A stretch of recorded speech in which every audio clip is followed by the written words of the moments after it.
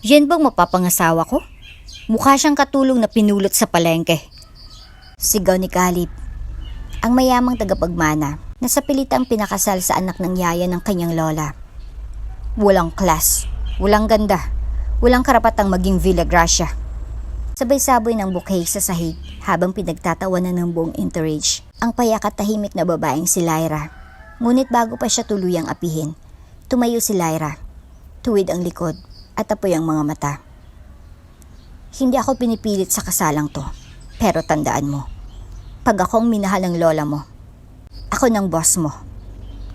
Bago ka pa lang sa channel neto, ibang kwento ni Ate Jane, istorya mo, ikwento ko. Huwag kalimutang pindutin ang notification bell at subscribe button. Hindi mo pa man alam ang ibig sabihin ng salitang pag-ibig, anak. Minakalaan ng kapalaran para sa'yo. Iyon ang huling bulong ni Lola Meding kay Lyra bago siya pumanaw. Isang pamamaalam na puno ng misteryo. Noon, iniisip lang ni Lyra na guni-guni yun ng isang matandang malapit na sa hangganan ng buhay. Pero hindi niya alam, ang mga salitang iyon ay sisira sa katahimikan ng kanyang mundo. Bago pa siya isilang, may kasunduan ng binuo sa pagitan ng kanyang lolo, si Mang Renato, isang tagapagsilbi ngunit may dangal, at ni Don Hilario Villagracia, ang mayamang patriarka ng kilalang angkan, isang pangakong hindi isinulat sa papel kundi isinilyuhan ng pagkakaibigan, utang na loob at isang matandang prinsipyo. Ang pamilya ko at pamilya mo kailangang magdugtong. Kaya't kahit wala ng dalawang matanda, nanatiling buhay ang kasunduan, nagsisindi ng apoy sa mga kalansay ng nakaraan. Si Lyra, ngayon ay dalagang tahimik ngunit matapang, ay lumaki sa ilalim ng pangangalaga ng kanyang tiyahing si Ramona, isang babaeng striktang parang bakal kung magbitaw ng salita. At tila may galit sa mundo. Araw-araw ay tinuruan siyang maging presentable, hindi dahil mahal siya ng tiyahin, kundi dahil siya raw ay magiging asawa ng isang Villagracia. Hindi ito usapang biro, Lyra. Mariing wika ni Ramona habang inaayos ang makalumang alahas sa leeg ng pamangkin. Ang pangakong ito ay karangalan, hindi obligasyon. Hindi lahat nabibigyan ng pagkakataong maging bahagi ng Villagracia. Pero hindi ko naman siya kilala, tiya. Mahina ngunit matatag na sagot ni Lyra. At minsan, hindi ko to pinangarap. Hindi mo na kailangang mangarap. Pinangarap na yan para sa'yo ng mga taong mas marunong kaysa sa'yo. Sa mismong araw na iyon, dumating mula sa ibang bansa ang lalaking sinasabi nilang kapalaran niya, si Caleb Villagracia, apo ni Don Hilario, isang lalaking matangkad, mukhang modelo, edukado, may sariling kumpanya sa Singapore, at higit sa lahat, mayabang. Ang kalangitan ng Santorini ay tila isang obra maestrang, pinintahan ng Diyos, bughaw na walang kapantay at puting mga gusaling nakadikit sa mga bangin ng kasaysayan. Dito, sa paraisong ito, dinala si Lyra hindi upang magbakasyon, kundi upang ikadena sa sarili sa isang lalaking hindi siya minahal. Ang tagpo ay isang pangarap para sa marami. Isang engagement party sa isang cliffside villa. May live orchestra, mamahaling alak, at damit na inarkila pa mula Paris. Ngunit para kay Lyra, para siyang nilalakad sa altar ng sariling pagkalunod. Sa gitna ng crowd, na may champagne sa kamay, lumabas siya na parang isang nilikhang pilit pinapakinang. Suot niyang isang off-shoulder na gown na putit ginto. Ngunit wala roong kumpiyansa, nakayuko siya. Hindi sa hiya, kundi sa bigat ng sitwasyon. At doon siya unang nakita ni Caleb Villagracia. Nakatayo ito sa dulo ng veranda, hawak ang baso ng alak, habang pinagmamasdan siya na para bang isang joke. Seriously? Bulong ni Caleb, ngunit rinig ng marami. Siya ba? Siyang ipapakasal sa akin? Parang bumigat ang hangin. Ang mga bisita ay napatingin kay Lyra, habang si Caleb ay tuluyang lumapit. Yan bang mapapangasawa ko? Mukha siyang katulong na pinulot sa palengke. Sabay tapon ng bouquet sa sahig. Parang may sumabog na bubog sa dibdib ni Lyra. Ngunit sa halip na lumuha, tinapakan niya ang pride niya, pinutol ang bouquet at tumayo ng tuwid sa harap ni Caleb. Hindi ako narito para paligayahin ka, Caleb. Mariin niyang sambit. Pero tandaan mo, kapag ako ang minahal ng pamilya mo, lalo na ng lola mo, ako nang magiging boss mo. Napuno ng katahimikan ng paligid, maging ang tunog ng violin ay parang nahulog sa bangin ng tensyon. Ang mga mata ni Caleb ay tila nagtangkang sukatin si Lyra. Ngunit hindi niya mabasa ang tapang ng babae sa harap niya. Isang tapang na hindi nasusukat sa ganda o sa lapi, kundi sa dignidad. Kinabukasan, sa isang maliit ngunit marangyang simbahan sa gilid ng bangin, idinaos ang kasal. Ang tanawin ay malapelikula, asul na dagat sa likuran, puting bulaklak sa altar, at liwanag ng araw na kumikislap sa marmol na sahig. Ngunit sa gitna ng kagandahan, malamig ang seremonya. I do. Maikling sabi ni Caleb, walang emosyon. I do. Mihina ngunit buong loob na sagot ni Lyra. Walang halik, walang ngiti. Isang selyo ng pangakong hindi pinili ng puso. Sa honeymoon villa na may tanawing dagat, hindi nagpalitan ng salita ang mag-asawa. Si Caleb ay nagkulong sa silid, habang si Lyra ay nanatili sa terrace, tinatanaw ang mga bituin, tila humihingi ng sagot sa langit kung bakit kailangan magdusa ng pusong hindi naman nagkasala.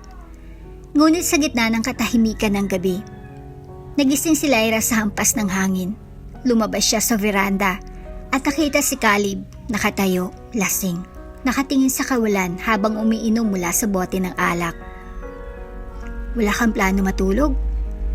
Tanong ni Lyra, mahina. Wala rin akong balak manatili. Sagot ni Caleb, hindi siya tinitingnan. Ginawa ko lang to para sa lolo ko, pero pagbalik sa Maynila, ayoko nang makita ka. Hindi sumagot si Lyra. Tumingin siya sa langit, tahimik, saka bumulong. Ako rin naman, hindi pinangarap to. Tumahimik si Caleb. Sa unang pagkakataon, parang may narinig siyang hindi niya inaasahang marinig mula sa isang tulad ni Lyra. Isang babaeng tila pinipintasan ng laya sa labas, pero may lalim sa loob. Kung hindi mo ako gustong makita, bakit ka lumalapit? Tanong ni Lyra habang palapit sa kanya. Dahil gusto kong malaman kung sino ka talaga. Sagot ni Caleb, ngayon nakatingin na sa kanya. Kung bakit sa lahat ng babae, ikaw ang pinili nila. Ang pagitan nila ay naglaho. Isang halik ang tumawid, mainit, malalim at punong-puno ng mga tanong. Hindi ito halik ng pagmamahal, kundi halik ng paglalaban, pagkalito at pagnanasa. At sa gabing iyon, sa ilalim ng buwan ng Santorini, nangyari ang isang gabi ng pagniniig. Isang gabing walang kasiguruhan. Ngunit nag-ugat ng isang lihim na magbabago sa buhay ni Lyra. Ano pa bang gusto mo? Sigaw ni Caleb habang nakatayo sa gitna ng sala. Hawak ang sobre ng checking, inabot niya kanina. Pinakasalan kita, dinala kita sa Santorini. Pinigyan kita ng pangalan at karangalan. Tapos hindi ka pa kontento? Si Lyra, nakatayo sa tapat niya. Nakaakbay sa sariling mga braso na tila ba pinipigil ang sariling pumatak muli ang luha. Karangalan? Sagot niyang may nginig ang tinig. Karangalan ba yung ipamukha mong wala akong kwento sa harap ng mga bisita mo? Na parang isa lang akong kargador na pinagtripan mo? Ginawa ko lang ang dapat kong gawin. Balik ni Caleb. Hindi ko naman pinili to, Lyra. Lahat ng to. Pwersahan. So don't expect me to act like a fairy tale husband. Napalunok si Lyra, mainit ang mata, pero hindi siya papayag na makita siyang mahina. Hindi na ngayon. Hindi rin ako pumirma para sa fairy tale. Mariin niyang sagot. Pero kung gagawin mo akong tau-tauhan sa mundong ikaw lang ang bida, mas mabuti pang palayain mo na lang ako. Bumagsak ang katahimikan sa pagitan nila. Tanging ang tiktak ng wall clock at ang mahinang kulog sa labas ang naririnig. Ibinato ni Lyra ang sobre pabalik kay Caleb. Hindi mo ako kayang bayaran. Hindi mo kayang presyuhan ng lahat ng tiniis ko. Mabilis ang hakbang niyang palayo. Iniwan si Caleb na nakatayo. Baka sa mukha ang galit na may halong pagkalito. Sa mga sumunod na araw, lalong lumalim ang bangayan nila. Halos hindi na sila nagkikita sa isang bahay. Tuwing umuwi si Caleb, nakatapos na sa hapunan si Lyra. At tuwing maaga siyang bumabangon, wala na si Caleb sa kama. Ngunit sa tuwing may lalaking magalang na babati kay Lyra sa village, tila may apoy na sumisiklab sa loob ni Caleb. Minsang bumisita si Engineer Manalo, kaibigan ni Ramona, para ayusin ang sirang ilaw sa sala. Hindi na itago ni Caleb ang paninibuko. Pakiusap, sabihin mo sa mga friendly mong bisita na may asawa ka na. Mariing bulong ni Caleb habang palabas ni Manalo sa gate. Sabihin mo rin sa sarili mo na hindi ka single. Balik ni Lyra. Dahil kung ako lang ang may responsibilidad dito, mas gusto ko nang hindi na bumalik. Galit, sumbat, takip ng tunay na emosyon na ayaw nilang pangalanan. 1 linggo, 2, 3, 4. Hanggang dumaan si Lyra sa parmasya dahil ilang araw na hindi siya dinatnan.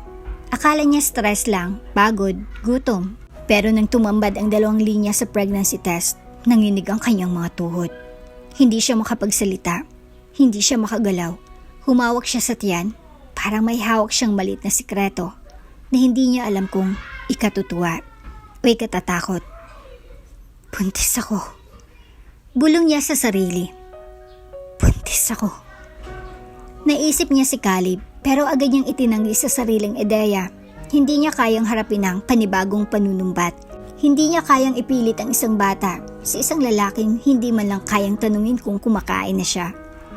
Pilit niyang itinatagong pagbubuntis. Hindi siya lumalabas, lalo siyang nanahimik.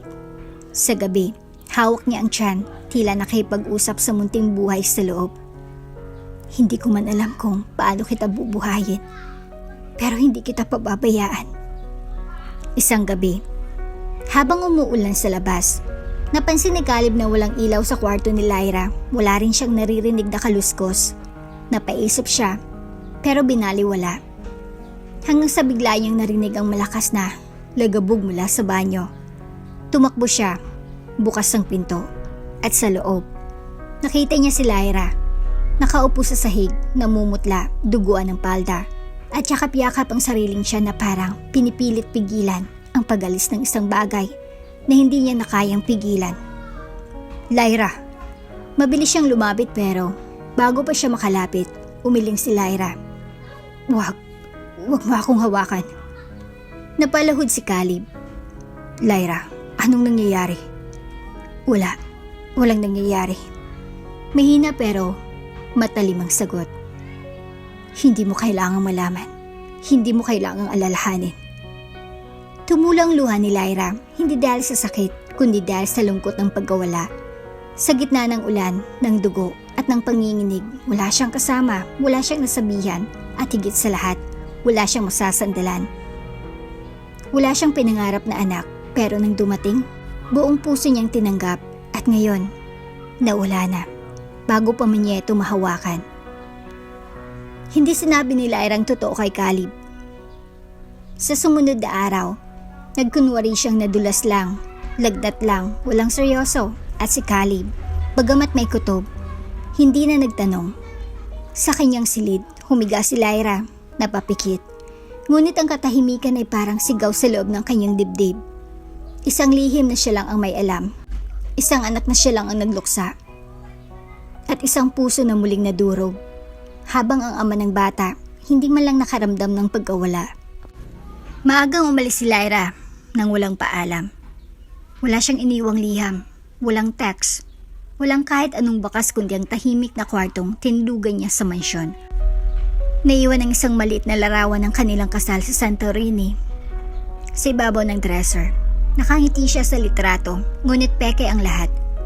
Ang totoo, wala nang natitirang dahilan para manatili pa siya roon.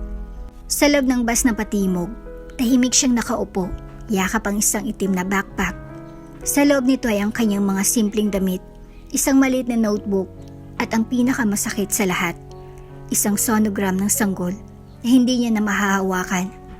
Napatingin siya sa bintana habang palayo ng palayo sa Maynila. Parang unti-unti ring nabubura sa hangin ang lahat ng kanyang hinagpis. Makalipas ang mahigpit 10 oras na biyahe at 2 sakay pa ng tricycle, nakarating siya sa maliit na bayan ng San Gerardo. Isang bayang natatandaan lang ng ilan sa mapa. Ngunit para kay Lyra, ito ang huling pag-asa niyang makahanap ng panibagong buhay. Lyra! Bungad ang kaibigang si Faye, sabik at nag-aalala. Anong nangyari sa'yo? Bakit ang payat mo? Hindi agad nakasagot si Lyra. Sa halip, napaiyak na lang siya. Isang tahimik na iyak na parang sumabog ang lahat ng pinipigilan niya sa Maynila. Faye hugged her tight. Tara sa loob. Wala kang dapat ipaliwanag. Basta dito, ligtas ka. Dumaan ang mga araw sa piling ni Faye at unti-unting natutong huminga ulit si Lyra. Tinulungan siya nitong magtinda ng gulay sa palengke. Isang mundong simple, puno ng amoy ng isda, murang tawaran, at halakhak ng mga tinderang walang pakialam sa status mo sa buhay. Mars, mukhang taga Maynila, sabi ng isang masayang tindera. Pero ang ganda mong ngumiti ah. Ngayon lang ulit yan. Sagot ni Faye, sabay kindat kay Lyra. Sa likod ng mga ngiting iyon, may sugat pa ring naghihilom. May mga gabing nagigising si Lyra, hawak ang tiyan, at iniisip kung paano sana kung nabuhay ang kanyang anak. Iniisip din niya kung hahanapin ba siya ni Caleb. Pero sa bawat pagdaan ng araw na wala itong mensahe, tawag, o kahit anong bakas, mas tumitibay ang paniniwala niyang hindi ito maghahanap. Dahil kailan ba ito tunay na nagtanong kung kumusta siya. Sa simpleng bahay ni Faye, natutong muling tumawa si Lyra. Naglalabas sila sa ilog, nagsisigawan habang nagsisigang ng isda sa likod ng bahay. At minsan ay tumatambay sa plaza para lang manood ng masabik sa TikTok ang mga kabataan. Ang dating tahimik at laging seryosong si Lyra, ngayon natuto nang ngumiti kahit may pasapas sa puso. Isang araw habang naglalakad pa uwi, nadaanan nila ang isang simbahan kung saan may binyag. Tahimik lang si Lyra habang pinagmamasdan ng sanggol na binabasbasan. Ang mga magulang nito ay tuwang-tuwa, habang ang pare pinupunasan ng tubig ang tungo ng bata. Napapikit siya, pumikit ng mahigpit. Baka siya na yon, kung nabuhay siya. Bulong niya sa sarili. Sa palengke, dumami ang nakakakilala kay Lyra bilang partner ni Faye. May mga parokyanong dumadaan araw-araw para lang bumili ng repolyo sa kanya. May mga batang tumatakbo sa pwesto nila tuwing hapon para humingi ng yelo o tirang tinapay. Hindi man perpekto, pero dito niya natagpuan ang bagong pamilya na hindi nanlait sa kanya. Hindi siya tiningnan mula ulo hanggang paa. Dito siya hindi asawa ni Caleb. Hindi anak ng yaya, kundi si Lyra, ang masipag, mabait, at palaban. Isang gabi, habang umuulan at naglalabas si Lyra sa ilalim ng bubong ng balkonahe, lumapit si Faye hawak ang 2 tasa ng mainit na chocolate. Okay ka na ba talaga? Tanong nito. Lyra paused. Tumitig sa tasa. Humigop. Mas okay na ako ngayon, pero hindi pa buo. Si Caleb. Hindi agad sumagot si Lyra. Hindi ko alam kung mahal ko siya. Hindi ko rin alam kung kaya ko siyang patawarin. Pero isa lang ang alam ko. Mas pinili kong alagaan ang sarili ko kaysa hintayin pa siyang makita ang halaga ko. Tahimik si Faye, saka yumakap. At kung dumating ang araw na hinanap ka niya, baka mahuli na siya, baka ako, hindi na kailangan siya. Ngunit sa loob ng puso ni Lyra, alam niyang kahit pilit niyang binubura ang nakaraan, may bahagi ng kaluluwa niya ang hindi kailanman makakalimot. Hindi sa lalaking nagpasakit, kundi sa batang muntik nang maging buhay. Isang alaala ng gabing iyon sa Santorini, na walang pangako pero may iniwang sugat. At sa piling ng katahimikan ng San Gerardo, kasama ng mga apoy ng prinitong isda, Pawis ng palengke at halakak ng mga bagong kaibigan, unti-unti siyang bumangon. Hindi pa tapos ang laban, ngunit marunong na siyang lumaban, hindi para sa iba, kundi para sa sarili. 5 years later. 5 taon mula nang iwan ni Lyra ang Maynila, ang kasal, ang apelyado ng isang lalaking kailanmay, hindi siya pinili. 5 taon na mula nang masdan niya ang kanyang sariling dugo sa malamig na sahig ng banyo, kasama ng munting bahay na hindi na umabot sa liwanag ng mundo. Ngunit sa San Gerardo, tila ba natutunan niya ng huminga sa payak na pamumuhay, sa pagitan ng tawanan sa palengke, ng pagsalok ng tubig sa poso, at ng pagtawa kasama ng mga tenderang parang kapatid na ang turing sa kanya. Unti-unti siyang naging buo, o halos. Isang umaga ng tag-init, habang inaayos ni Lyra ang mga talbos ng kamote sa kanyang pwesto sa palengke, isang lalaking may maamong mukha ang lumapit. Buhat ang isang malaking kahon ng saging. "Miss, saan po pwedeng magbaba ng ganito?" Tanong nito, pawisan at nakangiti. "Dito lang sa likod, sa tabi ng bayong." Sagot niya. Hindi agad tumingin. Ngunit nang makita niya ang lalaki, natigilan siya sandali. Hindi dahil gwapo ito, kundi dahil ang ngiti nito ay hindi pilit, hindi pang display, tunay, mainit. "Thomas nga pala." Pakilala ng lalaki habang inaayos ang mga saging. "Bagong lipat lang sa barangay. Nag-angkat ba ako ng prutas? Baka pwedeng dito muna ako magtinda." Hindi sumagot si Lyra agad. Tinitigan lang niya ang lalaki. Tila sinusuri kung ito ba'y isa na namang tipo ni Caleb. Ngunit sa kilos nito, walang yabang, wala ring paghuhusga. At higit sa lahat, hindi ito natakot sa pagiging tahimik niya. "Faye ang lumapit sa akin." Dagdag ni Thomas. "Sabi niya dito raw ako lumapit para siguradong hindi ako maloloko." Napangiti si Lyra. Sa unang pagkakataon sa umagang iyon, kung kay Faye ka galing, edi welcome ka. At doon nagsimula ang tahimik na pagkakaibigan ni Lyra at Thomas. Sa mga sumunod na buwan, naging kaagapay ni Thomas si Lyra sa araw-araw. Kasama siyang nagbubuhat ng paninda, minsan ay naghatid sa bahay, at kadalasan ay nagpapatuwa sa mga simpleng kwento. "Alam mo bang, noong bata ako, muntik na akong makagat ng kambing dahil inaghawan ako ng tinapay?" Kwento nito habang nagtatanggal ng balat ng lanzones. "Di ko alam kung dapat kong ikatuwa o ikahiya yan." Natatawang sagot ni Lyra. Ngunit sa kabila ng halakhakan, may bahagi ng puso ni Lyra na tahimik pa rin dumadaing. Sa tuwing makakakita siya ng batang babae na umiiyak, naaalala niya ang anak na hindi niya na nakita. Sa bawat baby shower ng kapitbahay, nagpapalusot siya ng dahilan para hindi umattend. At tuwing napapansin ni Thomas ang pagiging tahimik niya, siya'y tatahimik na lang din, marunong umintindi, hindi nangungulit. Isang gabing payapa, habang magharap silang kumakain ng ginataang kalabasa sa kubo ni Faye, biglang nagsalita si Thomas.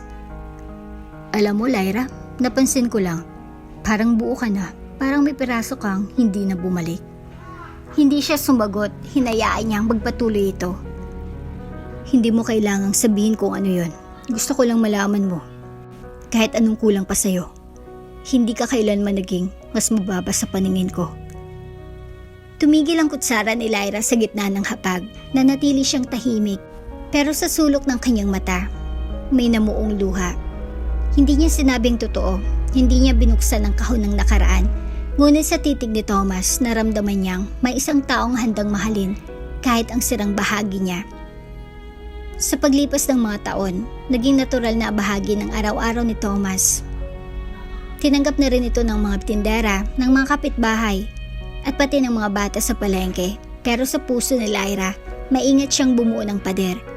Hindi dahil takot siyang magbahal, kundi dahil takot siyang saktan, umawalan muli. Kada taon, sa eksaktong araw ng pagkawala ng kanyang anak, umaalis si Lyra ng maaga. Pumupunta siya sa isang liblib na kapilya sa itaas ng burol. Doon siya nagsisindi ng kandila para sa isang sanggol na hindi man niya nakita, ay minahal niya ng buo.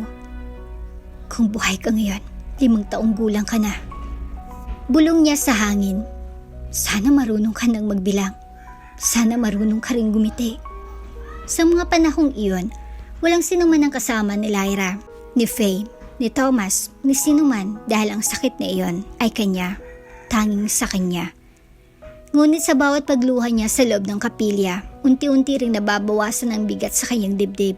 Hindi ito ganap na nawala, ngunit natutunan niyang dalhin ito, parang peklat sa balat, andyan, kita, pero hindi na kasing hapdi.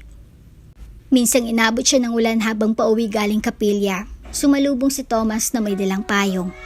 Hindi siya tinanong kung saan galing, hindi rin siya sinita. Tinabihan lang siya sa ilalim ng ulan. At kahit kailan, aniya, hindi mo na kailangang maglakad mag-isa. Hindi siya sumagot pero sa pusong minsang gumuho. Ay may liwanag na muling kumikislap. Hindi pa sigurado kung ano sila. Hindi pa rin sigurado kung anong bukas ang naghihintay. Pero ang sigurado, natuto siyang muling maniwala kahit hindi pa muling magbahal. 5 taon ang lumipas mula nang tuluyang mawala si Lyra sa buhay ni Caleb. Sa bawat umaga, sa bawat gabing matahimik ang mansyon, unti-unti niyang nararamdaman ang kawalan. Isang presensyang dati akala niya ay abala lang, ngunit ngayon parang butas sa dingding na hindi niya maayos. Wala nang dumadagundong na tinig sa bahay, wala nang makalat na tsinelas sa salas. Wala nang babaeng palaban. Tahimik ngunit matalim ang mga mata at wala na ring katahimikan sa puso ni Caleb. Hindi na dahil sa galit kundi sa bigat ng pagsisisi. Sir Caleb, okay lang po ba kayo? Tanong ng kanyang executive assistant habang papasok sila sa boardroom ng Villagracia Corporation. Okay lang ako. Matipid niyang sagot, ngunit baka sa kanyang mukha ang pagod at sa kanyang mga mata ang unti-unting pagkupas ng dating sigla. Matagal nang may alam si Caleb sa kalagayan ng kanyang katawan. Minanay niya ang kondisyon ng ama. Isang rare congenital heart condition na hindi agad nagpaparamdam. Pero kapag dumapo, parang kanilang unti-unting nauupos sa loob. Ilang buwan nang nakalilipas mula nang kumpirmahin ng cardiologist ang kanyang binala. Stage 2 cardiomyopathy, progressive. Kung hindi mamanage agad, pwedeng lumala. May ilang taon ka pa, baka mas maikli. Ang sabi ng doktor ay simpleng medical, ngunit sa puso ni Caleb para itong pahayag ng hatol. Sa kabila ng lahat, hindi niya sinabi kahit kanino, hindi kay Ramona, hindi sa kanyang lola, hindi sa media, hindi sa board. Ang tanging nais niya lang, isang bagay na paulit-ulit na bumabalik sa kanyang panaginip ay ang muling makita si Lyra. Kung mamatay man ako, gusto ko siya ang huling taong makita ko. Bulong niya minsan sa sarili habang hawak ang lumang larawang kuha sa Santorini. Wala siyang ibang kopya nito, isang candid shot ni Lyra habang nakatingin sa dagat. May lungkot sa mga mata, ngunit may misteryosong kumikislap. Nagdesisyon si Caleb na umupa ng private investigator, tahimik, diskreto. Walang media, walang pamilya, ayoko malaman ni Numan. Mariing bilin niya. Gusto ko lang siyang mahanap. Kahit saan, kahit anong gastos. Makalipas ang ilang linggo, nagsimula nang may lumitaw na bakas. Sir, ulat ng investigator isang hapon. May babaeng kapangalan niya sa San Gerardo. Wala pa kaming malinaw na litrato. Pero pareho ang height, pareho ang features sa dating ID na nakuha ko sa records niya. Tendera raw sa palengke, wala ring Facebook, tahimik ang buhay. Napahawak si Caleb sa dibdib.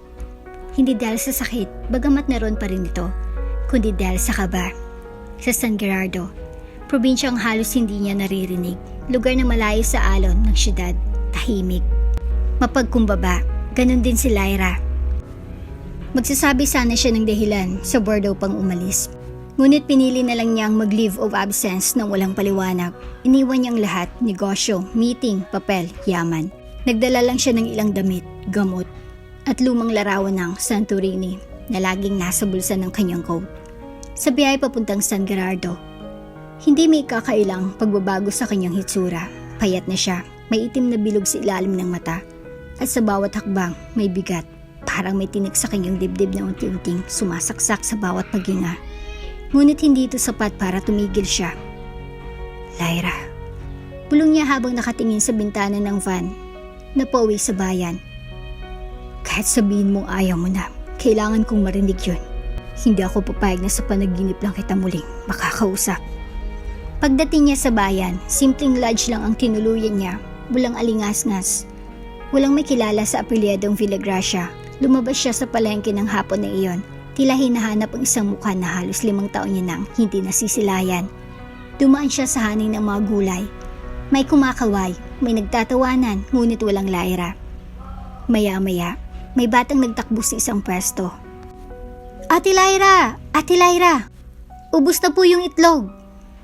Nanlamig ang katawan ni Caleb. Dahan-dahan siyang lumakad patungo sa tinutukoy ng bata at mula sa likod ng mga bayong at tray ng itlog.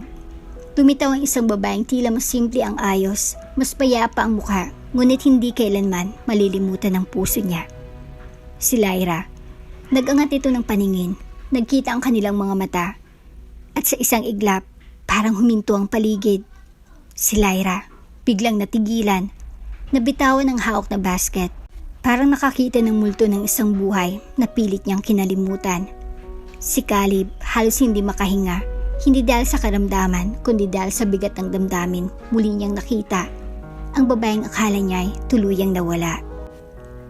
Lyra? Isang salitang matagal niya nang iniiwasan, isang tinig na pilit niyang kinalimutan. Pag-angat niya ng tingin mula sa tray ng repolyo sa palengke, nandoon si Caleb, payat, maputla, ngunit dala pa rin ang presensya ng isang lalaking sanay makuha ang gusto niya. Ngunit ngayon, sa harap niya, tila wala ng tikas, napalitan ng isang bagay na hindi niya inaasahang makikita, pagsisisi. Ngunit hindi ito sapat. Sa isang iglap, umatras si Lyra, mabilis. Parang naalimpungatan mula sa isang bangungot na matagal niya nang pilit kinalimutan. Tumalikod siya at tumakbo papasok sa eskinita ng palengke. Iniwan ng mga gulay, iniwan si Caleb na nakatayo sa gitna ng mataong lugar. Litong-lito, basang-basa sa init ng araw, at bigong makahabol. Kinagabihan, tahimik si Lara habang tinatanggal ang alikabok sa kanyang mga paninda sa likod bahay. Anong balita? Tanong ni Faye. Naupo sa tabi niya, may dalang tsaa. Bumalik siya. Sapat ng 2 salita para maintindihan ni Faye ang lahat. Anong ginawa mo? Tumakbo, tumalikod, katulad ng ginawa niya sa akin noon. Baka gusto niyang magpaliwanag. Baka huli na. Wala siyang tinanong. Wala siyang hinanap sa loob ng 5 taon na hindi ko naririnig ang pangalan ko mula sa kanya. At ngayon, pabalik siya na parang hindi ako gumuho. Tahimik si Faye. Hindi niya kailanman pinilit si Lyra magsalita tungkol sa lahat. Alam niyang may sugat sa dibdib ng kaibigan na kahit gaano kalalim ang tulong, hindi basta-basta maghihilom. Kinabukasan, may dumating na estrangherong lalaki sa pwesto ni Lyra. Maayos ang suot. May bitbit ni sobre. Ma'am Lyra, assistant po ako ni Sir Caleb Villagracia. Nais lang po sana niyang makausap kayo. Kahit sandali lang, humihingi po siya ng tawad. Gusto niya kayo makita. Hindi man lang tumingin si Lyra, patuloy lang siyang nag-aayos ng mga kamatis. Sabihin mo sa kanya, huli na. Ma'am, sabihin mo. Siyang unang tumalikod, siyang unang nagpasya. At kung ngayon, ay gusto niya nang bumalik. Hindi niya na mabuburang lahat ng sakit na iniwan niya. Tahimik na umalis ang lalaki. Naiwan si Lyra sa pwesto, hawak ang isang hindog na kamatis. Pinipigilang pumatak ang luha. Gabi, buwan, hangin, at isang sulat na inabot ng isang batang amuyong sa palengke. Isang sobre, walang pangalan, pero pamilyar ang sulat kamay. Lyra, hindi ko alam kung may karapatan pa akong humingi ng kahit ano mula sa'yo. Pero sana, kahit isang pagkakataon lang, marinig mo ako. Alam kong nagkamali ako. Alam kong sinaktan kita sa mga panahon na dapat sanay. Karamay mo ako. Wala akong ipapangakong. Kaya kong itama lahat. Pero gusto kong subukang bumawi. Kung wala na talagang natitira sa akin, kahit galit, tatanggapin ko. Pero sana, malaman mong pinagsisihan ko ang lahat. Caleb. Walang luha, wala ring ngiti. Isinuksok ni Lyra ang liham sa ilalim ng kanyang drawer, sa tabi ng pinakahuling sonogram ng anak na hindi kailanman nabigyan ng pagkakataong mabuhay. Kinabukasan, dumating si Caleb sa palengke. Lyra, pakiusap. Isang saglit lang. Tahimik ang paligid. Mga tendera ay unti-unting nagbawas ng boses. Ilang mata ang nakatutok. Hindi mo na kailangan magpaliwanag. Mahinang sabi ni Lyra. Wala ka nang babalikan dito. Gusto lang kitang makita. Gusto kong malaman kung okay ka. 5 taon, Caleb. Putol niya. 5 taon na wala kang ginawa kundi baliwalain ang pag-alis ko. Alam mo bang may araw-araw akong tanong noon? Kung hahanapin mo ba ako? Kung may halaga ba ako sa'yo kahit konti? Napatingin si Caleb. Hindi ko alam kung paano. Hindi ko alam kung karapat-dapat pa ako. Hindi mo na kailangang alamin. Dahil sa mga panahong yon, habang ako'y umiiyak sa isang banyo, pinapasan ng sakit ng katawan, hawak ang tiyan na bigla nilang dumugo. Ikaw ay abala sa katahimikan. Nanlaki ang mata ni Caleb. Anong ibig mong sabihin? Hindi siya pinatapos. Huwag mo nang tanungin. Huli na ang lahat.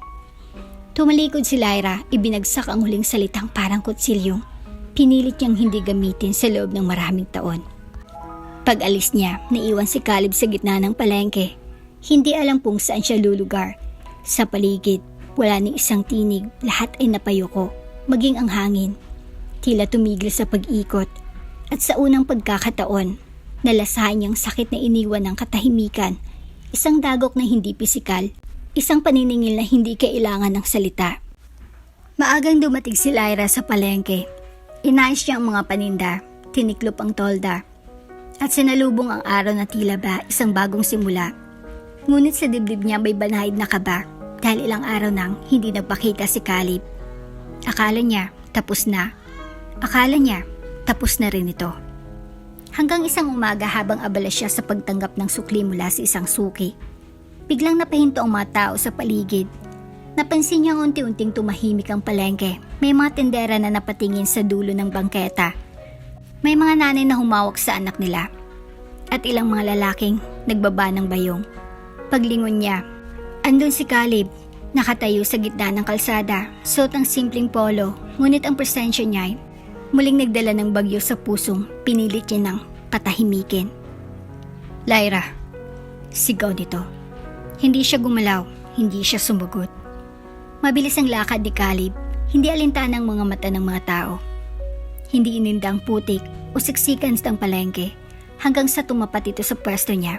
Hingal halatang wala sa kondisyon, ngunit puno ng determinasyon. Pakiusap. Kausapin mo ako. Umalis ka na, Caleb. Mariing sabi ni Lyra. Ginawa mo ng gusto mong gawin. Huwag mo akong idamay sa huli mong kabiguan. Pero hindi siya nilubayan. Hinawakan ni Caleb ang braso niya. Lyra, please. Bitawan mo ako. Singhal ni Lyra. Hindi ka dapat narito. Gusto lang kitang kausapin. Kahit sandali lang. Patagal kitang hinanap. Hindi ko alam kung saan ako magsisimula pero ano, Caleb? Putol ni Lyra. Nilingon siya ng buong pwersa. Ngayon mo lang ako naisip. Ngayong wala ng lahat. Saka mo naisip bumalik? Hindi ko alam kung paano. Hindi ko alam kung saan. Hindi ko alam kung anong sasabihin. Lagi mo sinasabi hindi ko alam. Palagi, iyan ang tanging consistent sa iyo, Caleb. Ang hindi mo alam. Napalunok si Caleb na mutla. Napansin ng mga tao sa paligid ang pinipigilang tensyon. Si Faye, na noon ay nagbabalat ng bawang sa di kalayuan, ay mabilis na tumayo pero pinigilan ng matandang tindera. Hayaan mo muna siya, sabi nito. Matagal nang may bitbit ang batang yan sa dibdib. Alam kong may mali sa mga huling taon. Mahinang sabi ni Caleb. Pero hindi ko akalaing ganito kalalim ang sugat. Hindi mo alam kasi hindi mo tinangkang alamin. Humigpit ng hawak ni Lyra sa sarili niyang braso. Caleb, habang buo pa akong nilalapastangan mo sa salita, ako'y tahimik. Pero ngayon, wala nang natitira. Yung bahagi ko na maaring bumalik pa sa'yo, matagal nang nawala. Pero Lyra, alam mo ba kung gaano kahirap ang iwanan? Sabay tingin niya sa kanya, diretso, matalim. May mga gabi na hindi ko alam kung paano ko tinawid. Hindi mo kailanman tinanong kung okay ako. Hindi mo malang tinangkang hanapin ako noon. Kaya huwag mong sabing pinagsisisihan mo lang ngayon. Napayo ko si Caleb. Iba na ako ngayon. Dagdag ni Lyra. Hindi na ako yung babaeng tahimik mong tinatawag daw walang class. Hindi na ako yung palamuti sa kasal mo. Ako ngayon ay may pangalan, may boses, at may sarili ng tahanan. Nagkatinginan ng mga tao. Ang iba, naiiyak. Ang iba, galit kay Caleb. Ang iba, sadyang hindi makapaniwala. Tahimik si Caleb, nanginginig ang mga kamay. Ngunit hindi niya binibitawan ang kanyang paningin kay Lyra. Hindi ko na alam kung may karapatan pa akong humingi kahit ano. Mahina niyang sabi. Pero handa akong makinig kung sakasakali. Wala ka nang dapat pakinggan, Caleb. Bulong ni Lyra. Hindi lahat ng kwento ay may epilogo na gusto mo. Minsan, ang mga tauhan natututong mabuhay kahit iniwang walang resolusyon. Tinalikuran niya si Caleb sa bawat hakbang niya palayo.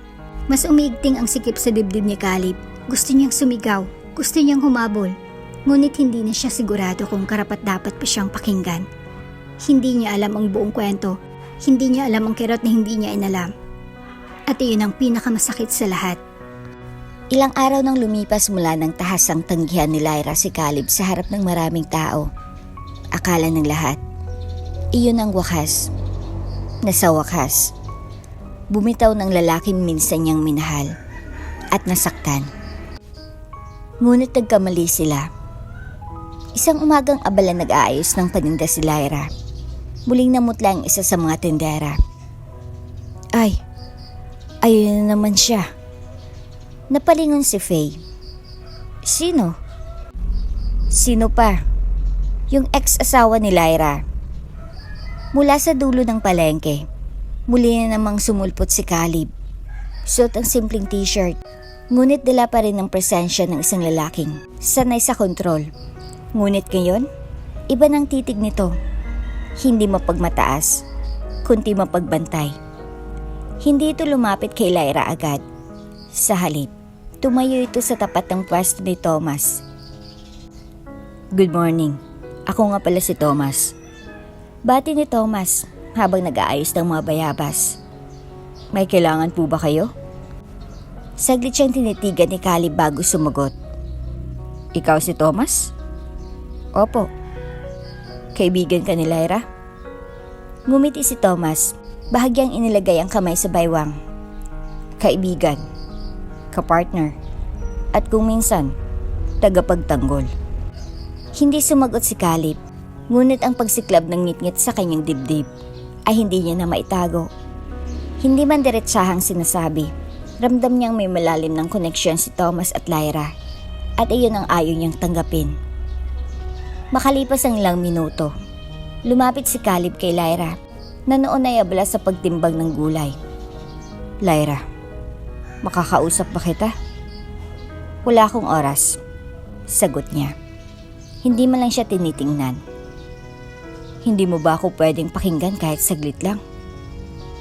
Hindi kita sinasabihan na bumalik, Caleb. Hindi ako naghahanap ng drama. Napansin ni Caleb si Thomas na lumapit, dalang isang malamig na tubig. Lyra, uminom ka muna. Mainit ang panahon ngayon. Malambing na sabi ni Thomas habang inaabot ang bote. Kitang-kita ni Caleb kung paano ngumiti si Lyra. Hindi man malapad, ngunit totoo. At doon na siya tuluyang napuno. Thomas, sandali nga lang. Sabat ni Caleb, mahigpit ang tono. Nagkatinginan silang dalawa. May problema ba, sir? Tanong ni Thomas, hindi nawawala ang mahinahong ngiti. Bakit laging nandito ka sa tabi ni Lyra? Dahil hindi siya dapat mag-isa. Sagot ni Thomas, diretsahan. Hindi niya kailangan ng tagapagtanggol. Hindi nga, pero minsan kailangan niya ng taong hindi siya iiwan. Tumigil si Caleb. Ramdam niyang pinipigilan na lang siya ni Lyra na magsalita pa. Caleb, singit ni Lyra. Umalis ka na. Hindi mo kailangang bantayan ang bawat kilos ko. Hindi ba ako may karapatang malaman kung sinong palaging kasama ng asawa ko? Tanong ni Caleb, hindi na mapigilan ng galit. Asawa mo? Ulit ni Lyra, unti-unting lumalalim ang boses. Saan banda, Caleb? Sa apelyido? Sa papel? O sa alaala ng kasal na ikinahiya mo? Hindi nakasagot si Caleb. Nakatitig lang siya kay Lyra habang unti-unting nawawala ang lakas ng kanyang boses. Tanggapin mo na.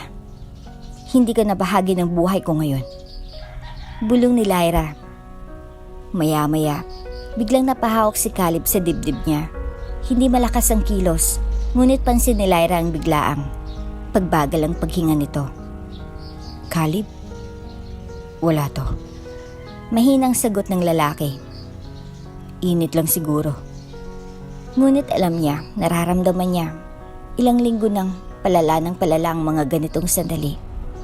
Paghingal, paminsang sakit sa dibdib, at mga gabing hindi siya makatulog sa tindi ng kabog ng puso.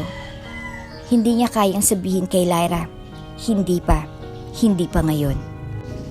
Bumalik si Caleb kinabukasan, at kinabukasan pa, hindi siya bumibitiw. Palaging nasa paligid, tahimik kung minsan, mapagmasid, at minsan ay nag-aalok ng tulong kahit hindi tinatanggap. Minsan ay nakita siyang bitbit ang isang sako ng patatas para kay Faye.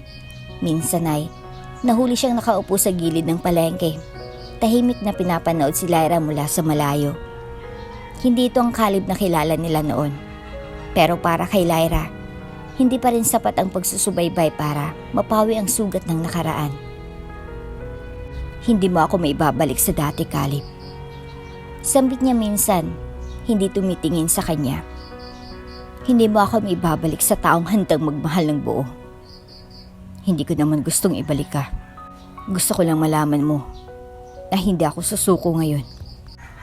Sa likod ng pagpupursige ni Caleb, nagsisimula na ring lumitaw ang takot.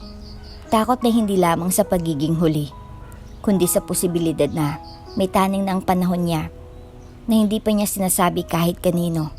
Hindi pa siya handang tanggapin.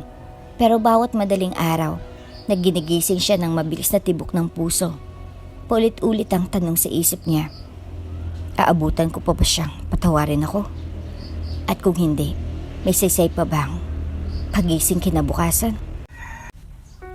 Gusto ko lang siyang makausap, Faye. Hindi ko nahilingin ang pagmamahal niya. Gusto ko lang humingi ng tawad, hindi sa salita, kundi sa kilos. Kahit ilang linggo lang, dito sa inyo. Tahimik si Faye habang nakaupo sa mahabang bangkito sa balkonahe. Hawak niyang tasa ng kape. At sa harap niya si Caleb. Huwag mong gawing charity case ang paghingi ng tawad, Caleb. Sagot ni Faye. Hindi simpleng sorry ang kailangan dito. At hindi lang pusong winasak mo, buong pagkatao niya. Alam ko. Bulong ni Caleb. Kaya ako nandito. Gusto kong maramdaman niyang may tao ring handang manatili kahit wala siyang ibalik. Huminga ng malalim si Faye. Sige, pero pag napansin kong nasasaktan na naman siya, ikaw mismo maglalakad paalis. Tumango si Caleb. Oo, Faye. Yun ang huli kong gustong mangyari. Kinagabihan, pagbukas ni Lyra ng pinto, isang pamilyar na boses ang bumati sa kanya mula sa loob. Good evening. Napapitlag siya. Pagpasok niya sa sala, nandun si Caleb. Nakaupo sa maliit na sopa, hawak ang basang tuwalya sa batok. Suot ang isang sando at shorts at nakatingin sa kanya na tila batang nahuli sa paninilip. Anong ginagawa mo rito? Tanong ni Lyra, nanginginig ang boses. Pansamantala akong pinatuloy ni Faye. Hindi para guluhin ka, kundi para... Ngumiti siya, payak at walang yabang. Para bumawi kung papayagan mo. Walang kailangang bawiin. Sagot ni Lyra, tumalikod at diretsong pumasok sa silid. Pero sa pintig ng puso niya, alam niyang nagsisinungaling siya. Dumaan ng mga araw na tila isang pelikulang paulit-ulit ang eksena. Gigising si Lyra, makikita si Caleb sa kusina. Minsan naghuhugas ng pinggan, minsan nag-aalok ng kape. Hindi siya mapilit, hindi siya maingay, pero palaging naroon. Tahimik, tinitiis ang distansyang inilalagay ni Lyra sa pagitan nila. Hanggang sa isang gabi, dumating ang bagyo. Mula sa hapon pa lang ay mabigat ng ulap. Pagdating ng 8:00 ng gabi, sumabog ng unang kulog. Malakas, matalim, parang galing sa ilalim ng lupa. Sa loob ng bahay, Nagkukumpuni ng mga lumulutang na lumang tabo, si Caleb sa lababo. Si Lyra naman ay nasa silid, nakaupo sa kama, nanginginig. Bawat kulog ay tila punglo sa kanyang alaala. Lahat ng kanyang pinagtakpan, biglang bumabalik. Muling lumakas ang kulog, kasunod ng biglang pagpatay ng kuryente. Isang sigaw. "Faye!" Tawag ni Lyra mula sa loob ng silid. Pero hindi si Faye ang lumapit, si Caleb. Dahan-dahan niyang binuksan ng pinto, hawak ang flashlight. "Lyra?" Nakaupo si Lyra sa gilid ng kama, nanginginig, takot na takot. "Okay ka lang?" Lumapit siya, ngunit hindi siya sinagot ni Lyra. "Minsan, kapag umuulan, bumabalik lahat." Bulong niya. "Lahat ng sakit, lahat ng iniwan mo." Hindi siya umiyak, pero ang boses niya ay punong-puno ng luha. "Lyra." Lumuhod si Caleb sa harap niya. "Hindi ko kayang baguhin ang nakaraan, pero nandito ako ngayon. Handang hawakan ang kamay mo kung papayag ka." Isang matinding kulog ang muling dumagundong. Napapitlag si Lyra. At sa kabila ng lahat ng pader sa puso niya, sa kabila ng galit at sakit, pinili niyang dumungaw sa init na inaalok sa kanya. Niyakap siya ni Caleb, hindi bilang asawa, hindi bilang dating minamahal, kundi bilang isang taong handang yakapin ang basag mong puso, kahit hindi pa niya alam kung gaano ito kabasag. Sa yakap na iyon, nagsimulang mabasag ang isa sa mga pinakamakakapal na pader sa puso ni Lyra. Hindi pa buo ang tiwala, pero may puwang na para sa pag-asa. Tahimik silang nanatili sa ganong posisyon. Niyakap ni Caleb si Lyra sa gitna ng kulog, habang ang ulan ay tila nagsisilbing huling paglilinis ng lahat ng galit na nabaon sa limot. Ngunit kahit sa init ng yakap, nanatili ang isang lamig sa dibdib ni Lyra. Ang sekretong hindi pa rin niya kayang bitawan. Ang alaala ng batang hindi kailanman umiyak. Ang takot na kung malalaman ito ni Caleb, baka mawala ulit ang lahat. Hindi agad nagwalang tensyon sa bahay pagkatapos ng gabing binayo ng bagyo. Sa katunayan, mas naging katahimikan ng namayaning kina Caleb at Lyra. Ngunit may kaibahan na. Sa bawat paglalakad ni Caleb sa bahay, hindi na ito tinataboy ng malamig na tingin ni Lyra. Sa bawat alok nitong tasa ng kape, hindi niya na tinatanggihan. Wala pang tiwala, pero may puwang na. At doon nagsimula ang tunay na pagbabago. Isang umaga, pagising ni Lyra, naabutan niya si Caleb sa harap ng bahay.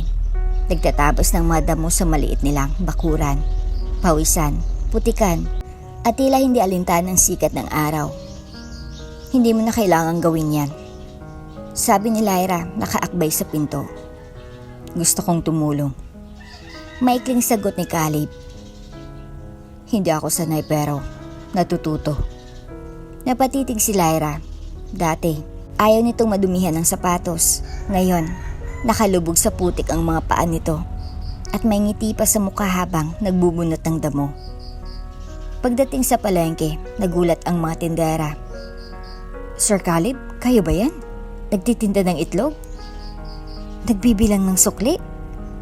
Sabay hagikikan ng dalawa, ngunit hindi sumagot si Caleb ng mayabang. Hindi rin siya nagpalusot. Ngumiti lang ito at tumango. "Opo, para sa peace offering ko kay Lyra." Si Lyra na noon ay nasa kabilang pwesto, napatingin sa kanya. Hindi niya maiwasang mapangiti, kahit bahagya lang. Minsang sumablay si Caleb sa pagsukat ng bigas. Nabitawan niya ang takal at nagkalatang butil sa sahig.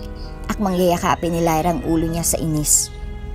Pero sa halip, siyang yumuko para tulungan ito. At nang magtama ang kanilang mga mata sa sahig na puno ng bigas, sabay silang natawa. Isang tao na matagal-tagal na rin hindi nila naririnig mula sa isa't isa. Habang lumilipas ang mga araw, hindi lang si Lyra ang napapansin ang pagbabago ni Caleb. Si Faye, si Thomas, maging ang mga bata sa palengke, unti-unting lumalapit sa kanya. "Sir Caleb, yung jokes niyo kahapon, panalo!" Sigaw ng batang lalaki. "Gusto niyo pong sumama bukas sa pagtanim sa bukid?" Tanong ng isang magsasaka. At sa lahat ng ito, tahimik lang si Caleb. Hindi niya ipinipilit ang sarili. Hindi siya nagkukwento ng yaman. Hindi siya nagbabanggit ng apelyado. Tila binubura niyang dating Caleb sa pagkatao niya. At mas lalong hindi niya binabanggit ang kanyang iniindang sakit sa puso. Dahil para sa kanya, hindi niya kailangang kaawaan. Ang gusto lang niya, babawi ang nawasak sa pamamagitan ng pagyakap sa kasalukuyan. Isang hapon, habang magkasama sila ni Lyra sa harap ng bahay, nag-abot siya ng maliit na notebook. Ano to? Tanong ni Lyra, kunot noo. Mga plano. Pangarap ko na sana'y matupad natin. Kung sakasakaling patawarin mo ako. Binuklat ni Lyra ang ilang pahina. Nandun ang drawing ng maliit na tindahan na may karinderya sa likod, may garden, may silid-aralan para sa mga bata, may drawing ng maliit na lamesang kahoy na may 2 tasa ng kape at isang paring nilalaman. Hapon na walang alitan. Bakit mo to ginagawa? Tanong ni Lyra, hindi maipintang damdamin. Dahil sa panong hindi kita pinili, ikaw pa rin ang naiisip kong makasama sa dulo. Kinagabihan, habang nagpapakulo siya ng tubig para sa kape, bigla siya nagsalita. Caleb? Pwede ba tayong bumalik sa Maynila? Natigilan si Caleb, lumingon siya, baka sa mga mata ang gulat at saya. Sigurado ka? Tumango si Lyra. Hindi ko alam kung anong naghihintay sa atin doon. Pero siguro, kailangan kong malaman kung kaya ko nang bitbitin ang nakaraan at hindi natakasan. Hindi nagsalita si Caleb, lumapit lang siya, hawak ang tasa ng kape at dahan-dahang inilagay sa harap ni Lyra. Hindi sila nagyakapan, walang halik. Ngunit sa 2 tasang kape, sa pagitan ng 2 puso na muntik na tuluyang masira, may pag-asa ng nagsisindi. Mula sa amoy ng bagong ani at huni ng manok sa probinsya, bumalik na sina Lyra at Caleb sa Maynila, hindi bilang mag-asawang ipinilit ng kasunduan, kundi bilang 2 taong nagpasya muling kilalanin ang isa't isa. Tahimik ang simula sa loob ng malaking condo unit ni Caleb. Hindi pa rin sila sabay kumakain, ngunit ang bawat pagbukas ng ilaw, ang pagtimpla ng kape, ang simpleng pag-abot ng remote, lahat ng iyon ay unti-unting naging pahiwatig na hindi na nila kailangan ng pader sa pagitan nila. Isang gabi, habang nakaupo si Lyra sa balkonahe, nagdala si Caleb ng kumot. Medyo malamig, gabi na rin. Aniya, hindi siya tumanggi, sa halip, kinuha niya ito at iniayos sa balikat. Walang sinabi si Caleb, pero nanatili siyang nakatayo sa tabi ng upuan ni Lyra, sabay tingin sa tanawin ng lungsod sa ibaba. Ang tahimik, bulong ni Lyra. At mas nakakatakot ang katahimikan kapag alam mong pwede na naman itong masira.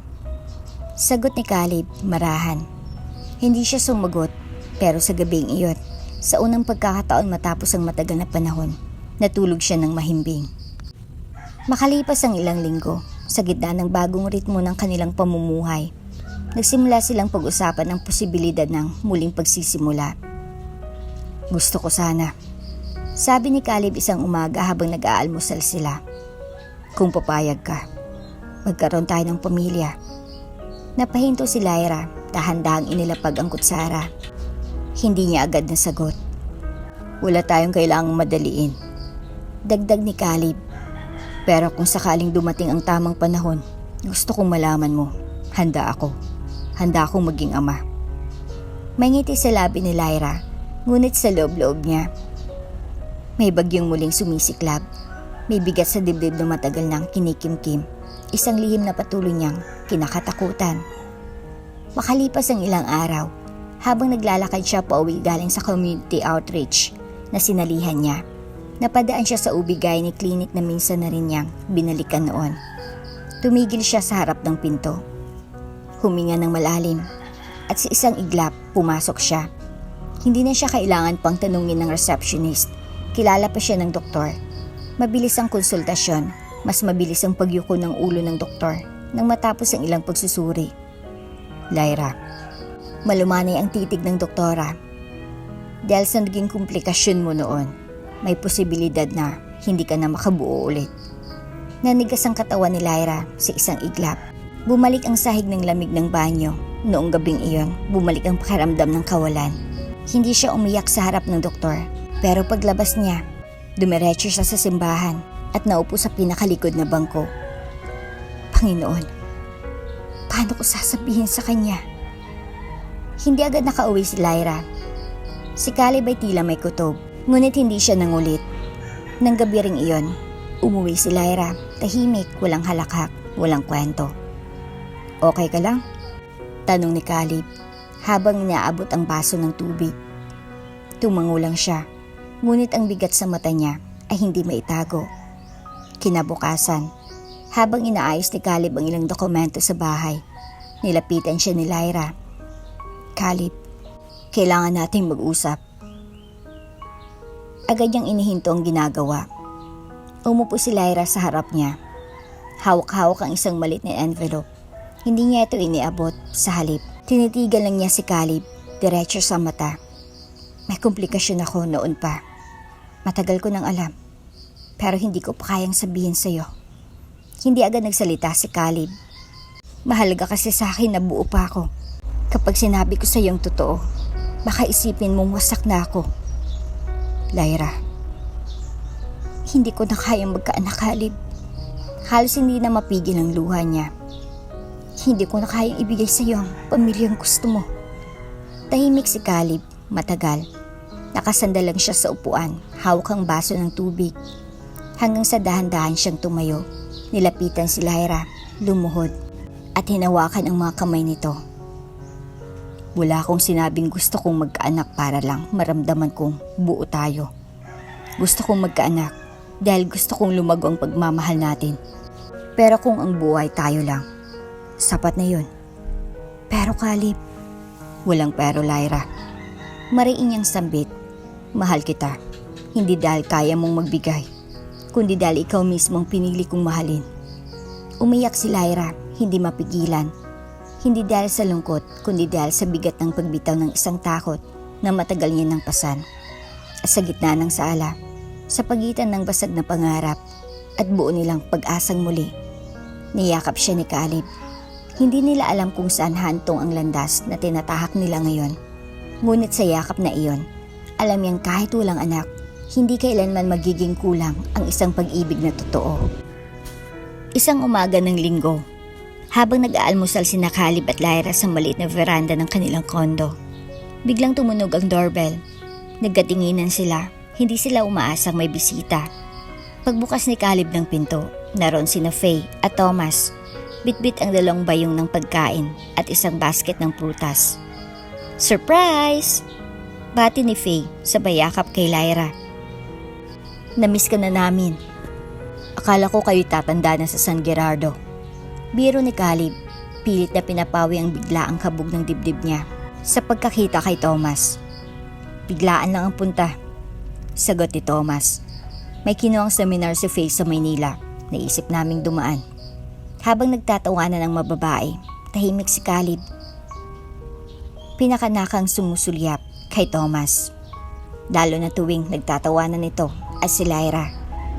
Sa tanghalian, sabay-sabay silang kumain ng inihaw na bangus at sinigang na baboy, habang sina Lyra at Faye ay nagkwentuhan sa kusina. Naiwan sina Caleb at Thomas sa sala, nagkakape. Tahimik, malamig ang hangin mula sa bintana, ngunit sa loob ni Caleb, may apoy ng kaba na matagal nang nananahimik. Kaya't sa wakas, nagsalita siya. Thomas. Tanong ni Thomas habang inihigop ang kape. May gusto sana akong aminin. Tumigil si Thomas, tumingin sa kanya. Mahal ko si Lyra, sabi ni Caleb diretso, walang paligoy. At natatakot akong mawala siya. Aaminin ko. Naiilang ako tuwing nandyan ka, kasi alam kong sa mga panahong wala ako, ikaw ang nandyan para sa kanya. Hindi sumagot si Thomas agad, bagkus ngumiti ito ng banayad. Sa wakas, sabi niya, buti naman at sinabi mo na. Napakunot ang noo ni Caleb. Anong ibig mong sabihin? Nararamdaman ko na matagal na. Alam kong mahal mo siya. Ramdam ko yon sa paraan ng tingin mo sa kanya. Sa paraan ng paninindigan mo kahit minsan parang gusto mo nang bumigay. Pero, ikaw, si Lyra. Nais pa sanang ituloy ni Caleb, ngunit pinutol siya ni Thomas. Walang dapat ipag-alala, Caleb. Alam mo kung bakit? Nagkibit balikat si Caleb. Dahil kahit kailan, kaibigan lang ang turing sa akin ni Lyra. Walang higit pa roon. Wala ring naging pag-asa. At matagal ko nang tinanggap iyon. Napalunok si Caleb. Talaga? Tumango si Thomas. At isa pa, napangiti ito, bahagyang namula. May iba na akong napupusuan ngayon. Nanlaki ang mata ni Caleb. Sino? Tumawa si Thomas. Sa Faye. Parang nabunutan ng tinik si Caleb. Napatigil siya. Saka napailing na natawa sa sarili. Akala ko ako lang ang pinagsakluban ng langit kapag magkasama kayo ni Lyra. Sabay sabing may halong hiya. Hindi. Sagot ni Thomas. Sa totoo lang, hanga ako sa'yo. Dahil kahit lahat ng tao, mas pinili ka niyang tanggapin ulit. Nagtagpo ang tingin nila, walang tensyon, walang yabang. Isang respeto sa pagitan ng dalawang lalaking parehong dumaan sa mundong pinasok ng isang babaeng naghilom ng sugat sa katahimikan. Sa kusina, nagtatawanan sina Lyra at Faye habang nagbabalot ng leftover. Napansin mo ba si Thomas? Laging nakatitig sa'yo. Biro ni Lyra. Tumigil ka nga.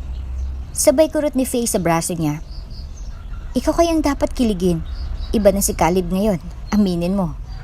Tahimik si Lyra. Tumango. Oo. Bulong niya. Iba na siya. At unti-unti, bumabalik ang tibok. Pag-uwi ni na Faye at Thomas kinahapunan, sabay silang inihatid ni Lyra at Caleb sa ibaba ng gusali. Doon, bago sumakay ng taxi si Thomas, lumapit siya kay Caleb at tinampik ito sa balikat. Alagaan mo siya, Caleb. Hindi lahat nabibigyan ng pangalawang pagkakataon. Tumango si Caleb. Salamat. Pag-akyat nilang muli sa unit, tahimik si Lyra habang inaayos ang tasa ng kape sa kusina. Lumapit si Caleb, humawak sa bewang niya mula sa likod. Bakit ganyan ang ngiti mo? Tanong ni Lyra. Wala na akong tinik sa dibdib. Bulong ni Caleb. Ngumiti si Lyra. Wala na ring pangamba sa puso ko. At sa sandaling iyon, tila isang piraso ng langit ang bumaba sa pagitan nila. Wala pang seremonyas, wala pang pangakong binigkas, pero sa mga mata nilang nagkatinginan, malinaw na. Ang dati nilang nasirang tahanan, unti-unti nang nabubuo muli. Tahimik ang gabi sa Manila. Sa loob ng sala, isang envelope ang hawak ni Lyra. Ang envelope na matagal niya nang tinago, kasabay ng lihim na bumigat sa kanyang puso sa loob ng maraming taon. Caleb. Tawag niya mahina, halos bulong. Nasa kusina si Caleb, ngunit agad siyang lumapit nang marinig ang seryoso niyang tono. Umupo si Caleb sa tabi niya. Anong meron? Hindi siya agad sumagot.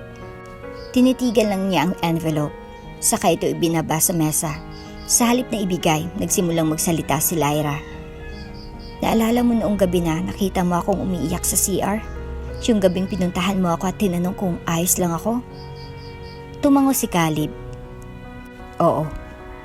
Hindi mo ako kinausap noon. Umalis ka rin agad kinabukasan. Napakagat-labi si Lyra. At sa kanya sinabi ang matagal niya nang kinikimkim. Caleb, buntis ako noon. Nanlaki ang mata ni Caleb, nanigas ang kanyang katawan. Tila sinuntok ng hangin ang kanyang dibdib. Buntis? Ulit niya. Tumango si Lyra at sa wakas, tuluyan ang bumagsak ang luha niya. Wala kang alam. Hindi ko sinabi. Natakot ako. Galit ka pa noon. Hindi mo pa rin ako matanggap bilang asawa. Hindi ko alam kung itataboy mo ako o kung maiinis ka sa pagbabalita ko. Kaya pinili kong manahimik. Lyra, nang gabing iyon sa CR, hindi lang ako basta umiiyak. Nawalan ako, Caleb.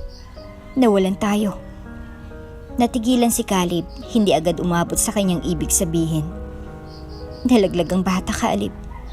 Habang naroon ka, habang hawak ko ang tiyan ko, at hawak ang dingding ng banyo para hindi ako matumba. Nawala siya. Flashback. Gabing iyon, umiikot ang buong mundo ni Lyra. Habang nakaupo sa tiles ng banyo, dugo, sakit, takot. Tumunog ang katok sa pinto. Lyra, ayos ka lang ba? Boses ni Caleb mula sa labas. Hindi siya sumagot. Hindi siya makapagsalita. Gusto niyang humingi ng tulong. Pero ang lalamunan niya ay tila kinapos. Ayaw niyang makita siyang ganito. Ayaw niyang malaman ni Caleb na sa mismong gabing iyon, may bahagi na siya na tuluyang nawawala. Kaya sa halip na sumigaw, pinili niyang manahimik. Paglabas niya ng CR, nagtagpo ang mga mata nila. Nanginginig siya, pero tinapangan niyang sarili. Okay lang ako. Sambit niya noon, isang malaking kasinungalingan. Bumalik sa kasalukuyan si Lyra, humihikbi. Hindi ko sinabi sa'yo. Dahil sa gabing iyon, kahit naroon ka, pakiramdam ko, mag-isa pa rin ako.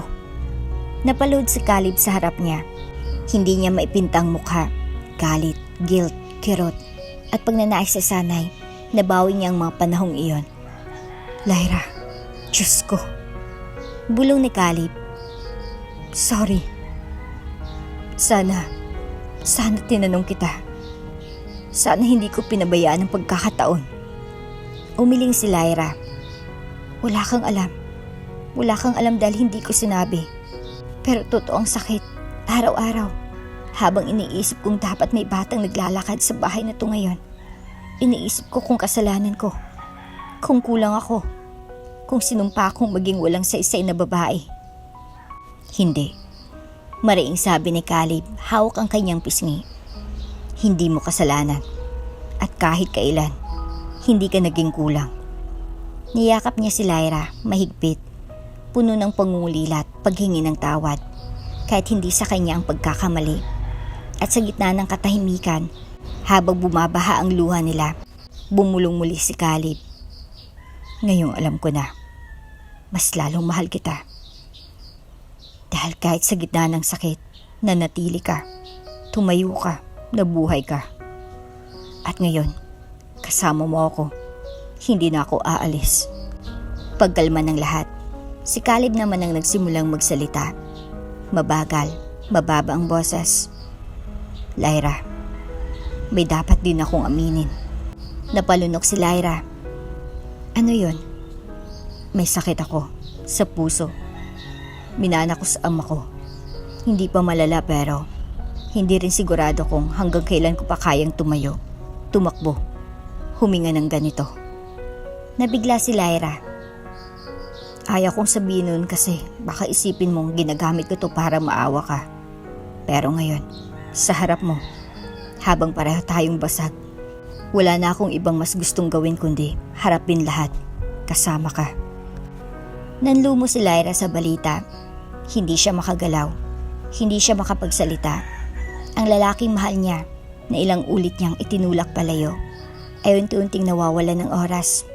At siya'y walang kaalam-alam. Caleb, bulong niya, habang tinatapik ang dibdib niya. Pilit sinisikilang, panginginig ng katawan. Bakit hindi mo sinabi agad? Bakit tiniis mo itong mag-isa? Dahil ayokong gamitin ng sakit para habulin ang awa mo. Sagot ni Caleb, hinaplos ang kanyang pisngi. Gusto kong piliin mo ako ng buo. Hindi dahil may taning ako, kundi dahil mahal mo ako. Biglang niyakap siya ni Lyra. Hindi basta yakap, kundi yakap ng panata, mahigpit. Buo, walang alinlangan. Caleb, bulong niya sa balikat nito. Hinding-hindi kita iiwan. Napasinghap si Caleb. Hindi niya inaasahan ang mga salitang iyon. Sa bawat araw na hihinga ka, gagawin ko ang lahat para mapasaya ka. Kung may kulang pa sa pagmamahal ko, babawiin ko. Kung may sakit ka, ako ang magiging gamot mo. Kung may takot ka, ako ang lakas mo. Napatulang luha ni Caleb sa unang pagkakataon, hindi dahil sa sakit, kundi dahil sa ginhawa. Sa katahimikan ng gabing iyon, nakahanap siya ng panibagong rason para lumaban. Hindi mo na ako kailangang patunayan pa, Caleb. Sabi ni Lyra, nakatitig sa kanyang mga mata. Dahil sa puso ko, ikaw ng tahanan na matagal kong hinahanap. At sa sakit mong yan, ako ang karamay mo hanggang dulo. Napaluha muli si Lyra. Ngunit ang mga luha ngayon ay hindi lamang luha ng pighati, kundi ng pag-asa. Asasala na iyon sa pagitan ng nawalang anak, mga lihim na pinagsikapang itago, at mga sakit na pilit dinadala. Nagsalubong ang dalawang pusong sugatan Hindi para magtapos, kundi para magsimulang muli. Isang yakap, isang pagluha, isang pagmamahal na, sa kabila ng lahat, ay totoo pa rin. Tahimik ang hapon sa veranda ng kondo ni Caleb at Lyra. Umuugoy ang kortina sa banayad na hangin. Ang aroma ng kape, nagpapalambot sa damdamin. Akala ni Lyra, isa itong pagkaraniwang araw ng kapayapaan hanggang sa marinig ang sunod-sunod na katok sa pinto. Pagbukas niya, nandun si Romana at sa likod nito isang lalaking may hawak na leather folder, si Dandy, ang kanyang mapansamantalang tiyuhin. Magandang hapon, pamangkin. Malamig na bati ni Romana, habang si Dandy diretsyong pumasok sa loob na parabang sa kanilang tahanan. Anong ginagawa niyo rito? Tanong ni Lyra, naninikip ang dibdib. Napag-alaman naming nagkabalikan na kayo ni Caleb. Wika ni Dandy, may halong panlilin lang sa tinig. Napapanahon na siguro para pag-usapan ang dapat naming makuwang suporta. Suporta? Nanlaki ang mata ni Lyra. Oo, sabat ni Romana. Sa lahat ng inambag naming pagpapalaki sa'yo, sapat na siguro ang 5 milyong piso para hindi kami manggulo. Nanginig si Lyra. Wala kayong karapatan, wala kayong puso. Lahat pinagdaanan ko, lahat ng hapdit gutom, galing sa inyo. Oy, huwag kang mag-astang biktima. Singit ni Dandy. Kung hindi dahil sa amin, wala kang naabot.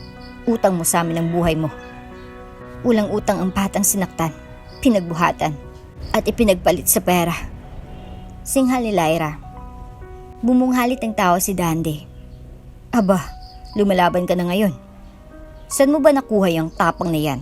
Kay Caleb? Bago pa makasagot si Lyra, isang malakas na sampal ang dumapo sa kanyang pisngi. Hindi ito mula kay Romana, kundi kay Dandy mismo. Wala kang kwentang babae. Sigaw nito. Kung hindi mo kami kayang bayaran sa mas mabuting usapan, pwede naman sa pilitan. Ramdam ni Lyra ang kirot sa pisngi, ngunit mas matindi ang kilabot sa loob ng dibdib. Napaatras siya. Nagtangkang tumakbo patungo sa kwarto, ngunit muling hinawakan ni Dandy ang braso niya. Mahigpit, madiin. Bitawan mo ako, sigaw niya. Tumigil ka na, Dandy, sigaw naman ni Romana. Tila natauhan, ngunit hindi na mapigil si Dandy. Lasing sa kapangyarihan at kasakiman. Hindi kita papalagpasin ng basta-basta. Hindi mo kami pwedeng takasan, Lyra.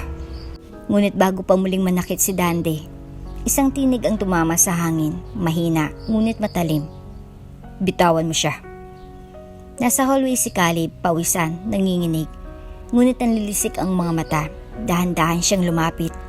Isang kamay ay nakatukod sa dingding para suportahan ang sarili. Bitawan mo siya. Caleb, sigaw ni Lyra, nangingilid ang luha. Ha, ito na palang prinsipe mo. Ngisi ni Dandy. Mahina na to. Hindi mo na nga kayang lumakad ng diretsyo. Ito pang ipaglalaban ka? Ngunit hindi natinag si Caleb, bagkus itinulak ang sariling pasulong. Wala akong pakialam kung mas malaki ka sa akin, kung mas malakas ka. Pero sa sandaling ito, ako ang lalaking mahal niya. At hindi ako papayag na saktan mo siya, kaya't ikamatay ko pa. Napahinto si Dandy, si Romana ay natahimik. Si Lyra, nanlalambot sa takot at pagkabigla, ay lumapit kay Caleb. Caleb, tama na. Huwag mong pilitin ang sarili mo. Ngunit tinapik ni Caleb ang kamay niya. Hindi mo kailangang ipagtanggol ako, Lyra. Ngayon, ako ang dapat magtanggol sa'yo.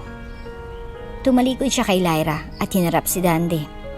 Kung gusto mong makuha kahit anong halaga mula sa amin, kailangan mo munang dumaan sa akin. Pero tandaan mo to, Dandy, wala kang makukuha. Dahil wala sa bangko ang yaman na binuo namin. Nasa tiwala, nasa pagmamahalan. At yan, hindi mo mabibili. Kapag hindi ka umalis ngayon, tatawag kami ng pulis. Mariing sabi ni Caleb. Napangiti si Dandy, ngunit sa likod ng ngisi niya ay takot na sa mata ng lalaking handang mamatay para sa babaeng mahal niya. Hindi pa to tapos. Sigaw ni Dandy bago tuluyang lumabas, hila-hila si Romana. Nang makalabas sila, biglang napaluhod si Caleb. Hawak niya ang dibdib. Hinahabol ang hininga. Caleb, Sigaw ni Lyra, agad lumuhod sa tabi niya. Diyos ko, huminga ka mahal. Okay lang ako.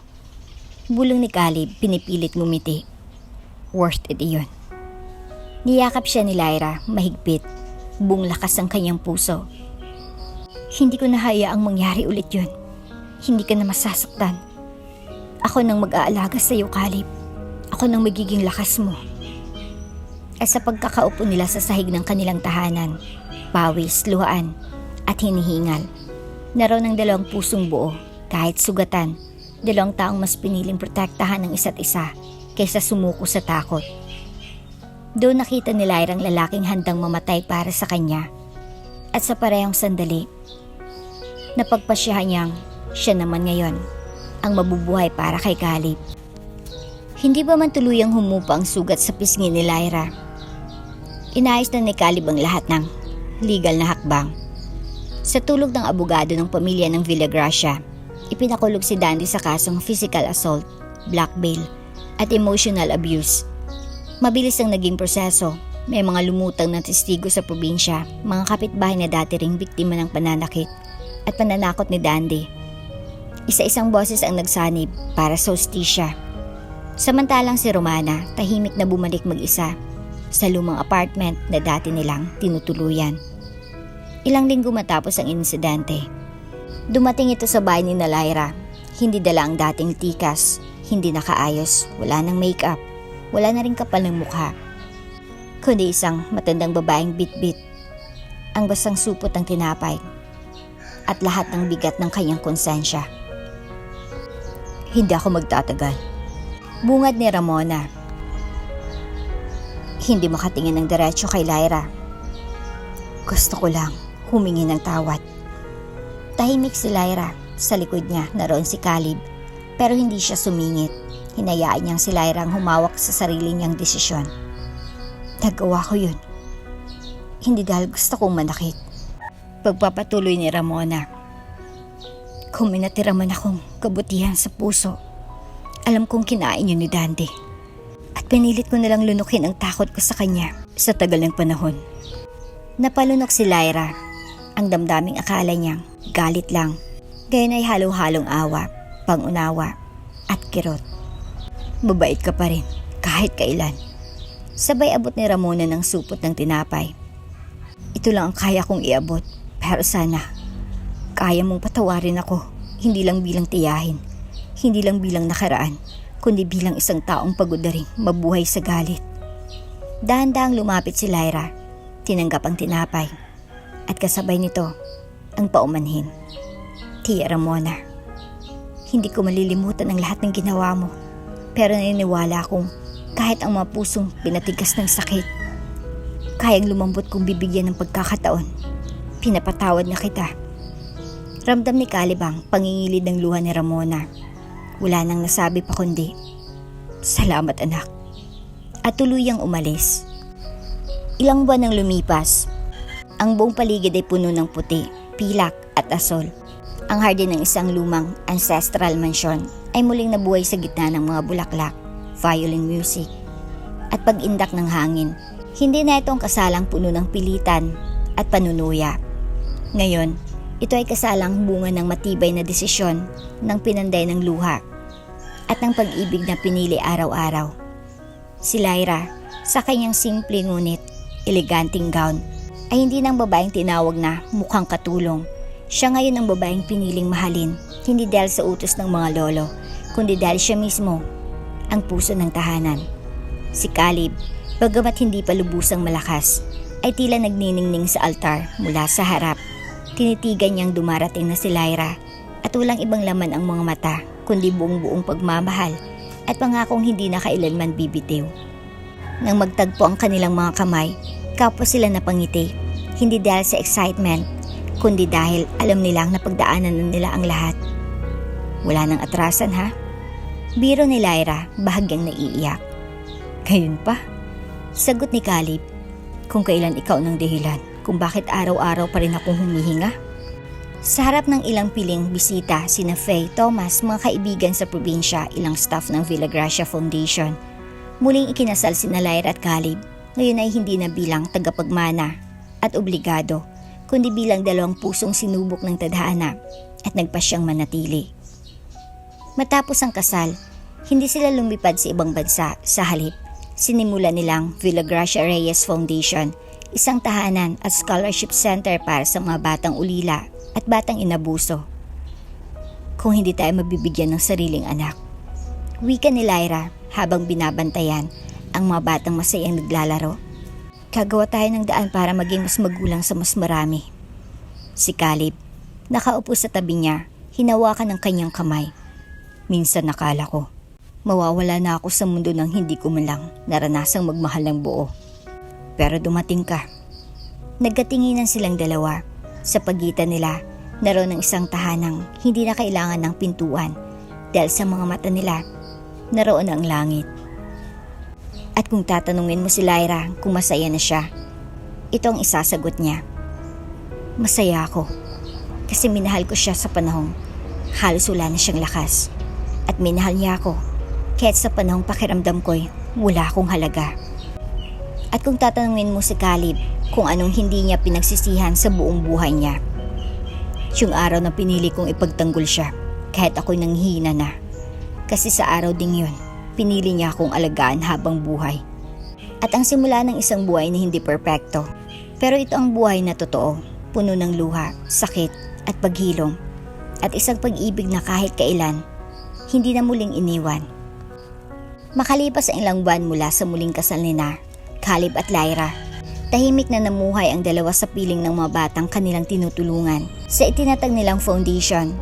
Simple lang ang araw-araw, pagtuturo sa mga bata, pagbisita sa ospital ni Caleb para sa regular check-up, at gabi ng katahimikan sa veranda. Habang magkahawak ng kamay, wala silang reklamo, wala na rin silang hiningi pa. Ngunit isang umaga, isang bagay hindi inaasahan ni Lyra. Pagmulat ng kanyang mata, agad siyang napatakbo sa banyo. Mabilis ang pintig ng kanyang dibdib. Nasusuka siya, inakala niyang pagod lamang o naalimpungatan sa dami ng trabaho. Pero ilang araw itong nasundan, nanghihina, lumalambot ang tuhod, may kirot sa dibdib na parang pamilyar na. Hindi pwede. Bulong niya sa sarili. Imposible. Ngunit dinala siya ni Faye sa klinika. Walang Caleb. Ayaw muna niyang umasa. Pagbalik ng doktor, hawak ang resulta ng ultrasound. Tinitigan si Lyra ng may ngiti at gulat. Mrs. Villagracia. Anang doktor? Buntis po kayo. Para siyang binagsakan ng langit at ulap. Nanigas, naupo, at sa isang iglap, tumulo ang luha sa kanyang pisngi. Hindi ng takot, kundi ng himala. Kinagabihan, habang abala si Caleb sa paghahain ng hapunan, lumapit si Lyra. Tahimik lang siya, walang suot na makeup, walang ingranding anunsyo, bitbit lang ang maliit na box na may kasamang baby socks at pregnancy test. Ano to? Tanong ni Caleb. Simula. Sagot ni Lyra. Nang buksan niya ang kahon, unti-unting nanginig ang kanyang mga kamay. Muling tumingin kay Lyra. Lyra, totoo ba to?